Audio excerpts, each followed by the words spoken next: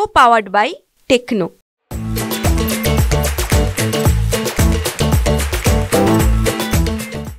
सर्वप्रथम आपल्या सर्वांचे लोकनेते ज्यांची खामगावला आल्यानंतर आणि खामगावच नाही तर बुलढाणा जिल्ह्यामध्ये ज्या ज्या ठिकाणी युतीचे कार्यक्रम होतात त्या प्रत्येक कार्यक्रमामध्ये प्राकर्षाने ज्यांची आठवण होते असे आदरणीय लोकनेते भाऊसाहेबजी फुंडकर यांना मी प्रथम अभिवादन या ठिकाणी करतो।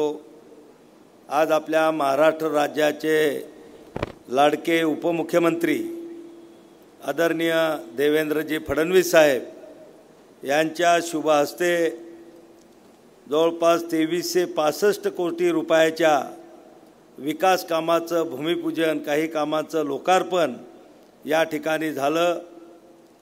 बांधवांनो, आज व्यासपीठावर उपस्थित असलेले आमचे सहकारी मित्र सन्माननीय श्री संजीव भाऊ कुटे, आज ज्यांच्या माध्यमातून ही विकास कामं या खामगाव विधानसभामध्ये आलीत असे आपल्या खामगाव विधानसभेचे लोकप्रिय आमदार सन्माननीय श्री आकाशदादा फुंडकर, ज्येष्ठ नेते आमच्या जिल्ह्याचे चेनुभाऊ संचेती, व्यासपीठावर उपस्थित असलेले सर्व माजी आमदार, जिल्हा प्रमुख, सर्व सन्माननीय पदाधिकारी अधिकारी आणि हजारोच्या संख्येने उपस्थित असलेले माझे तमाम खामगाव मतदारसंघातील बांधवांनो, मातांनो आणि भगिनींनो,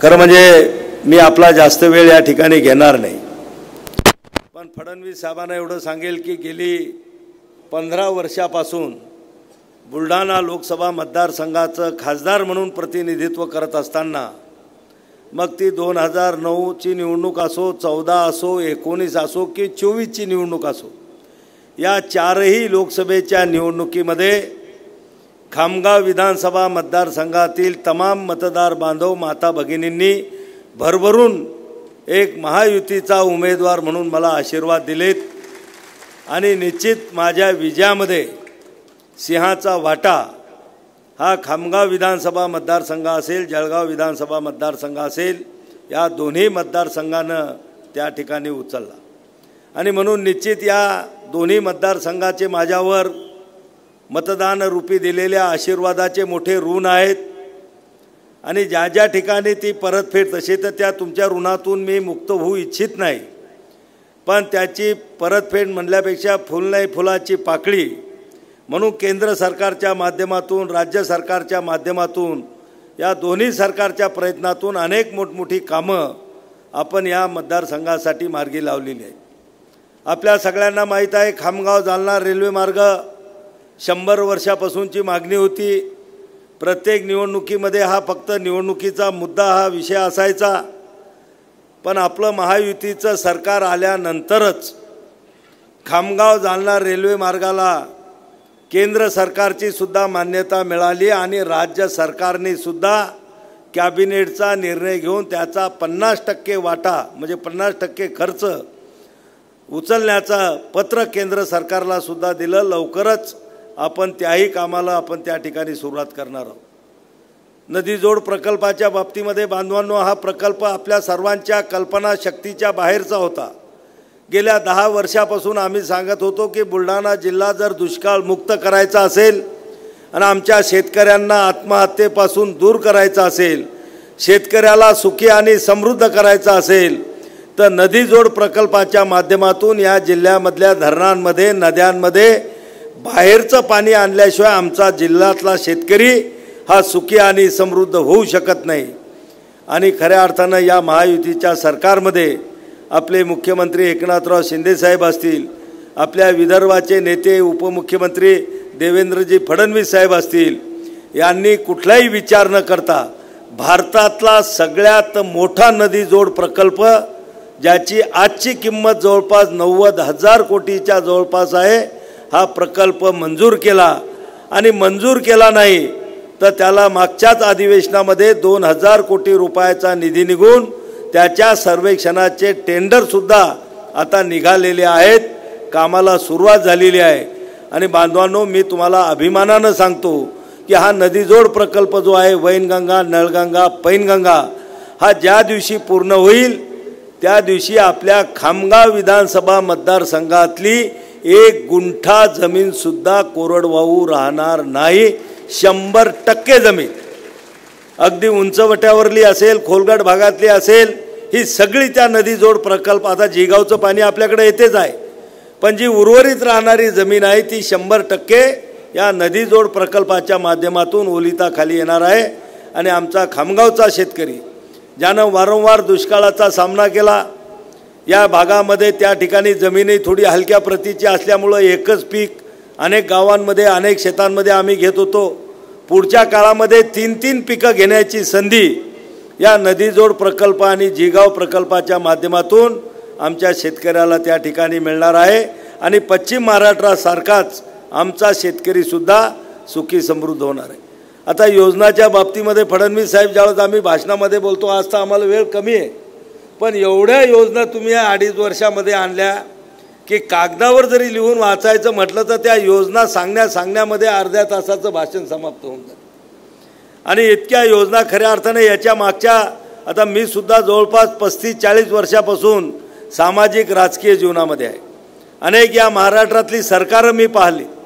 जवळपास 30-35 वर्षापासून लोकप्रतिनिधी म्हणून या मतदारसंघात म्हणजे या जिल्ह्याचं आणि महाराष्ट्राचं राजकारण आणि मंत्रिमंडळाचे निर्णय मी पाहतो. या 2.5 वर्षात जेवढे निर्णय झालेत बांधवांनो, मागच्या 25 वर्षात सुद्धा एवढे निर्णय कुठले सरकार त्या ठिकाणी काँग्रेसच्या काळामध्ये घेऊ शकलं.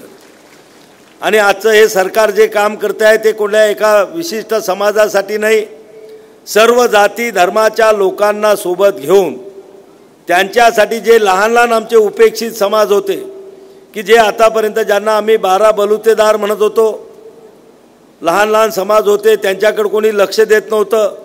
पण या सरकारनं अतिशय काळजीपूर्वक मग आमचा सोनार समाज असेल, न्हावी समाज असेल, शिंपी समाज असेल, बारी समाज असेल, हे सगळ्या लहान लहान समाजासाठी त्यांच्या विकासासाठी स्वतंत्र विकास महामंडळाची निर्मिती करून निश्चित या समाजाला सुद्धा मोठ्या समाजासारखं प्रवाहामध्ये आणण्याचं काम आणि त्यांना सुखी समृद्ध करण्याचं काम या सरकारनं केलं. योजना भरपूर आहेत. त्या ठिकाणी जर आपण सांगत बसलो तर मलाही अर्धा-पाऊण तासाचा वेळ या ठिकाणी लागेल. पण माननीय उपमुख्यमंत्री महोदयांना संभाजीनगर या ठिकाणी लाडकी बहीण या कार्यक्रमाला त्या ठिकाणी जायचं आहे, त्यामुळं मी आपला वेळ या ठिकाणी घेणार नाही. पण पुन्हा एकदा तमाम खामगाव मतदारसंघातील माझ्या मतदार बांधव माता भगिनींना मी या ठिकाणी आश्वस्त करतो की आज तुमच्या सगळ्यांच्या आशीर्वादामुळे माननीय एकनाथराव शिंदे साहेबांनी माझं नाव सुचवलं केंद्रीय मंत्रिमंडळात घेण्यासाठी. आणि आदरणीय आपले पंतप्रधान नरेंद्रजी मोदी साहेब यांनी मला अतिशय महत्त्वाची 2 खाती दिली. एक आयुष विभागाचा स्वतंत्र प्रभार आणि एक आरोग्य आणि कुटुंब कल्याण, की ज्या खात्यांचा डायरेक्ट सर्वसामान्य गोरगरीब लोकांशी डायरेक्ट संपर्क त्या ठिकाणी येतो. गोरगरीब लोकांची सेवा करण्याची संधी मला आदरणीय मोदी साहेबांनी त्या ठिकाणी दिली. त्यांनी जो विश्वास माझ्यावर टाकला, निश्चित त्या विश्वासाला कुठं तडा जाणार नाही का त्यांचा विश्वास या जनमानसामध्ये सार्थ करण्याचा मी मनापासून प्रयत्न करील. आपण एक आयुर्वेदिक महाविद्यालय आपण जळगाव जामोद मतदारसंघामध्ये जळगावला दिलं. निश्चितच आकाशदादाचा सुद्धा तितकाच अधिकार आमच्यावर आहे. आणि म्हणून आता या ठिकाणी सुद्धा आपण लवकरच आयुर्वेदामधलं एक मोठं 50 बेडेडचं हॉस्पिटल, आणि मी आकाशदादांना सांगेल की आपलं जे उपजिल्हा रुग्णालय आहे, आता आरोग्य विभागामधलं NHM असेल वगैरे ते सगळे विभाग एक राज्यमंत्री म्हणून माझ्याकडे आहेत. आपल्या खामगाव मतदारसंघातल्या सर्व PSC असतील, सब सेंटर असतील, ग्रामीण रुग्णालय असतील, उपजिल्हा रुग्णालय असतील, या ठिकाणी जी काही कामं आपल्याला करणे आवश्यक असतील निश्चित त्याचे प्रस्ताव तुम्ही द्या. ती सगळी कामं एक चांगला आरोग्याच्या दृष्टिकोनातून हा मतदारसंघ परिपूर्ण करण्याचं काम येणाऱ्या पुढच्या 5 वर्षामध्ये आपण करू. आज आम्हाला या ठिकाणी बोलावलं, मान सन्मानित केलं, त्याबद्दल मी आपल्या सगळ्यांचे विशेष करून आयोजकाचे या ठिकाणी धन्यवाद मानतो. आकाशदादांनी खऱ्या अर्थानं या मतदारसंघामध्ये एक दूरदृष्टी ठेवून जे भाऊसाहेबांचं स्वप्न होतं त्या स्वप्नपूर्तीसाठी ते मनापासून या ठिकाणी जे प्रयत्न करतात त्यांचं सुद्धा मी या ठिकाणी मनापासून कौतुक करतो आणि निश्चितच त्यांच्या पुढच्या वाटचालीला मनापासून आपल्या सगळ्यांच्या वतीनं खूप खूप शुभेच्छा देतो आणि थांबतो. जय हिंद, जय महाराष्ट्र. को पावर्ड बाय टेक्नो.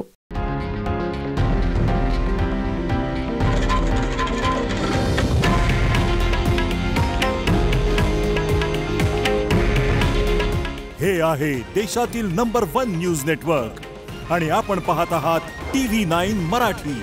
काळजी तुमची, हित महाराष्ट्राचं.